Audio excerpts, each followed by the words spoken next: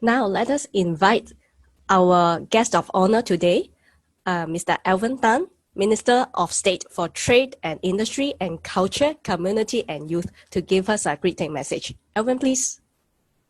Thank you, Julian, and thank you, Wee Sing, Executive Director, SSIA, and all of our guests. I think there are 331 of you, so a little bit contrary to what Wee Sing said, I think we have a lot of friends here this afternoon. And yes, although the digital platform might be something that we're not that used to, I think we've gotten used to it over time. I would just like to say a good afternoon to everyone. And also that this is, in fact, one of my first couple of engagements with industry as in my new role here as Minister of State here at MTI. So I'm very, very honored to be here to talk to an industry which is so critical, not just to Singapore and the region, but the world. As we mentioned earlier, we meet today in very unusual circumstances. And if not for COVID-19, we will be gathered physically for the summit, exchanging views with familiar faces and new contexts.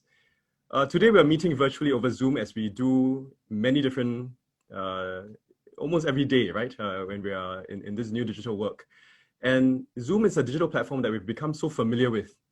And a very big part of this is only made possible because of the work done by your industry, the semiconductor industry, behind the scenes to support development of the digital platforms, equipments, and tools. So we all know that semiconductors are critical components that power the technologies of today and tomorrow. In fact, I would hazard to say that semiconductors are essentially the building blocks of the technology that we've been using, the technology that we are using, and the technology that we will continue to use, build, and innovate. So it's so critical that you guys are really the purveyors and the constructors and the architects of these critical building blocks of our digital future, and in fact, our digital present. And without the semiconductor industry and design, we won't have Zoom in the first place. We won't have the platforms and the computers that Zoom is being hosted on. And in fact, many different areas like Wee Sing and had mentioned, IoT, AI, smart mobility devices, all depend on semiconductors. In this same spirit, the semiconductor industry has also been a key pillar of our economy, of Singapore's economy. And it has come a long way since 1969, when the first manufacturing plant was set up. Today, the industry is a vibrant and comprehensive ecosystem with top global firms and local players involved in activities across the entire value chain. And as the semiconductor industry has evolved and transformed, the activities in Singapore did so as well, moving towards knowledge and capital-intensive manufacturing of high-value components, as well as the design and research and development activities, R&D activities.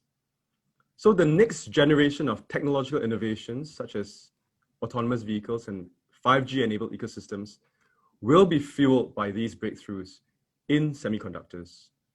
And the new application areas will be long-term growth drivers for our industry, and for semiconductor companies that will continue to play an important role in the global technological value chain. So what are the opportunities and challenges brought about by digitalization?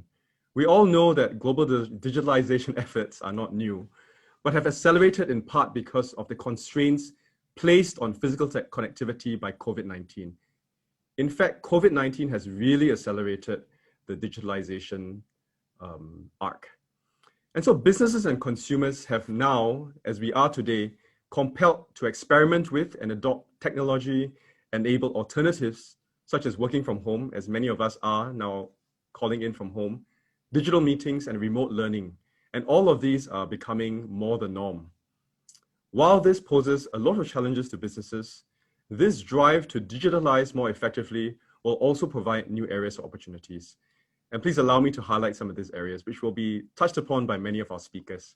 The first is 5G, and the continued efforts by governments globally to roll out 5G, despite the challenges brought about by COVID-19, is encouraging. This will help drive demand for the design and integration of semiconductor chips into new platforms and devices that we already have in our hands. And in Singapore, we have the Infocom and Media Development Authority, the IMDA, which has worked with PSA, Maritime Port Authority of Singapore, Singtel and M1 to explore the use of 5G in the maritime industry for automated guided vehicles and automated rubber-tired gantry canes. A-Star, Singtel, and JTC, all government and government-type agencies, will also work towards accelerating Singapore's Industry 4.0 transformation by deploying 5G at A-Star's Advanced Remanufacturing and Technology Center, or ARTC. Next, let's look global. Now, given the global drive for digitalization and increased cross-border trade connectivity, businesses will do well to continue looking for opportunities in the region and globally. As all of us know, the center of gravity of global consumption has been shifting towards Asia, even before COVID-19, and Singapore is well placed as Asia's advanced manufacturing hub. Singapore is also committed to keeping supply chains and businesses open and ensuring a robust intellectual property set of regulations so that it is business friendly and that businesses have that assurance that their IP rights are protected. Now, what will this do? This will effectively set the stage for our semiconductor companies to innovate and to produce high-level products here in Singapore and use Singapore as a reliable forward deployment storage hub, effectively a launchpad, not just for the region, but also globally.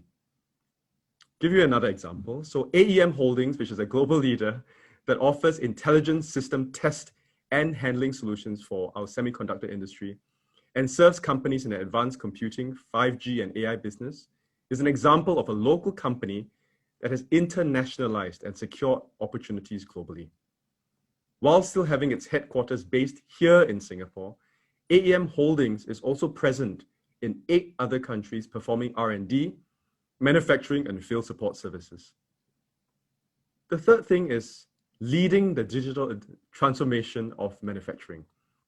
Now, there is also potential for our semiconductor industry to take the lead in transforming the manufacturing sector in Singapore by implementing digitalization, automation, and productivity initiatives.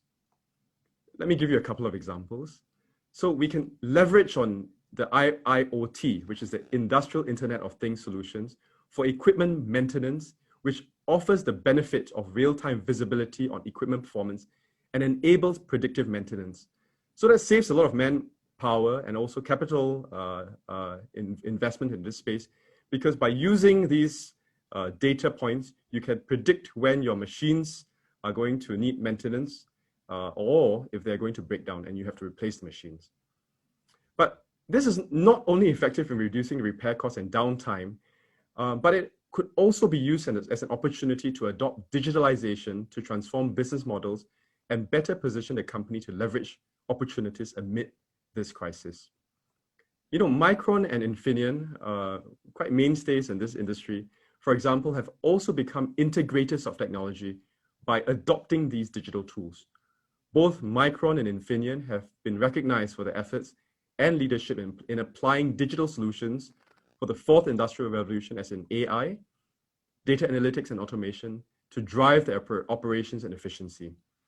Both companies were inducted into the World Economic Forum's Global Lighthouse Network. In that vein, we also hope to see our SMEs, our small and medium enterprises, tap into these digital solutions to drive their growth. And I know many of our SMEs are represented here today. And with many of you industrial leaders in our midst, I encourage our community to come together and share the experiences today, from leveraging technology to improve all of your businesses. Now, these sharings and exchanges will go a long way to help raise our industry's competitiveness and help our semiconductor industry to be recognized as being at the forefront of technology. Now, on building up industry networks, I would also like to thank Wee Sing and his team at SSIA for the efforts in partnering government to help the industry strengthen the adoption of digital solutions to raise operational efficiency and productivity. SSIA organizes the annual Automation Supplier Day to match digital solution providers to potential customers.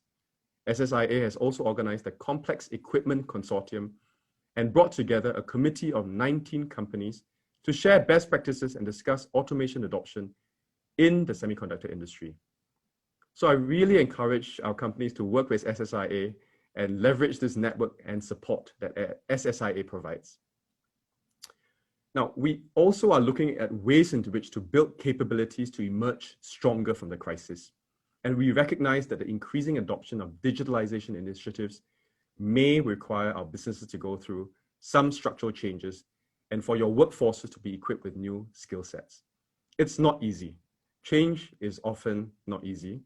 And so the government will help and partner with companies to build stronger digital capabilities and to upskill and reskill your workers to help them meet these evolving demands and adapt to these technological developments. How so? Let me enumerate a couple. First is we have a SME Go Digital program and a Productivity Solutions Grant. If you are an SME with plans to implement new digital solutions, the IMDA's SME Go Digital program is still available to you. Now, as part of this program, IMDA has helped to pre-approve digital solutions assessed to be market-proven, cost-effective, and supported by reliable vendors to make it easy for the SMEs here today and others to adopt and deploy in a timely and effective manner. We also announced during one of our budgets, the resilience budget, that the Productivity Solutions Grant will be raised from a maximum of 70% to 80% until the end of this year, 31st December 2020. There are also new COVID-related solutions such as for remote working and visitor management that are also supported under this Productivity Solutions Grant that you may wish to tap into. Next, training and development support. And this is really critical. And in fact, this is what Wee Sing had mentioned earlier in his speech. It's a preoccupation for the industry. And I would love to encourage all of the business here to tap onto the Tech Skills Accelerator program to reskill your non-ICT professionals and to work with them to upgrade and acquire new skills and domain knowledge that are now in high demand in the industry, both in Singapore regionally and globally. Now, this will help your employees to remain competitive and play a bigger role in supporting your digitalization efforts. Well, Andrew, who is the chairman of SSIA, and we caught up yesterday along with Wee Sing. And the reason why Andrew isn't able to be here today is because he's at ITE, the Institute of Technical Education. And yesterday we had discussed and we talked about the importance of upskilling and the importance of learning in this COVID-19 world. And I started off my speech talking about how semiconductors are really the micro building blocks of the digital industry. But more so important, our people, the people in your SMEs, the people in your MNCs, the people in government, and the people that are starting up new startups and businesses are as critical and crucial as these chips or semiconductors in the overall ecosystem. And as much as we are developing and making our semiconductors and chips smaller, cheaper, and faster, we also ought to do our best to make sure that our individual people and our students and our workers are also upgraded in many different aspects. And the government, alongside many of the industries, will work together to ensure that these critical building blocks of the industry and our society will be well supported. So in closing, I wanted to say that while this is a crisis of the proverbial crisis of our generation and has disrupted our economy, it has brought also to the fore many opportunities, including the acceleration of digitalization efforts globally. And I'm very confident that the spirit of resilience and innovation of the semiconductor industry will come through again. So while the global economy will take time to recover and pick up pace, I hope to encourage our companies to use this time to prepare for the upswing, to rally together as a community, to cross-share knowledge and best practices, and to tap on our government support from all of our economic agencies. We are behind you and we will continue to be behind you as you transform and emerge stronger. So in this way, our industry, our semiconductors industry will be able to thrive amidst this global community, the global semiconductors community. So with that, I would wish all of you a fruitful and successful summit. I look forward to hearing from so many of you in the areas of AI and smart mobility and other aspects.